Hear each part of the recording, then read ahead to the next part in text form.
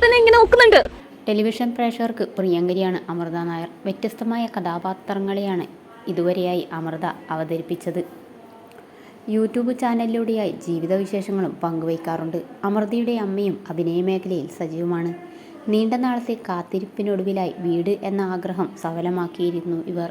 ഇതുവരെയുള്ള സമ്പാദ്യം കൂട്ടിവെച്ചാണ് വീട് പണി തീർത്തത്. 35 ലക്ഷമായിരുന്നു ബഡ്ജറ്റിട്ടതെങ്കിലും എല്ലാം തീർന്നു വന്നപ്പോൾ അതിലും കൂടിയിരുന്നു. ഗൃഹപ്രവേശന ചടങ്ങിൽ പ്രിയപ്പെട്ടവരെല്ലാം പങ്കെടുത്തിരുന്നു. അതുകഴിഞ്ഞായിരുന്നു അമൃത കൂട്ടുകാരികളോടൊപ്പമായി തായ്ലൻഡിലേക്ക് പോയത്.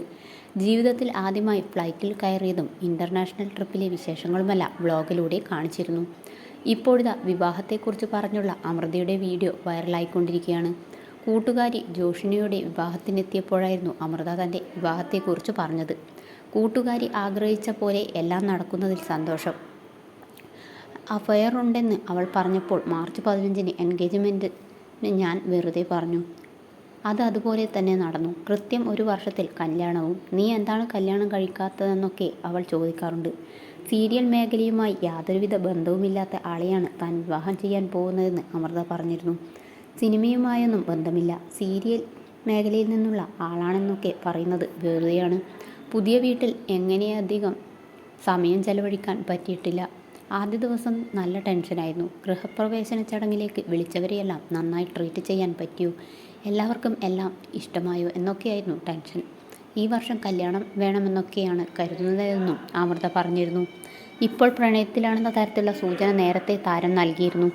അവളുടെ പെരുമാറ്റത്തിലൊക്കെ മൊത്തത്തിലൊരു മാറ്റമുണ്ടായിരുന്നു. അങ്ങനെയാണ് അത് മനസ്സിലാക്കിയതെന്നായിരുന്നു അമ്മ പറഞ്ഞത്.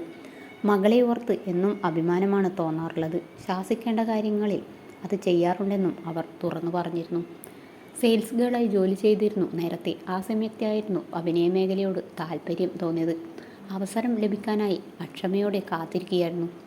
എടുത്തു പറയാനും മാത്രമുള്ള ബന്ധങ്ങളൊന്നുമില്ലായിരുന്നു അന്ന്. കുടുംബവിളക്കിൽ ശീതൾ എന്ന കഥാപാത്രത്തെ അവതരിപ്പിച്ചതോടെയായിരുന്നു അമൃതയെ ആളുകൾ അറിഞ്ഞത് തുടങ്ങിയത്.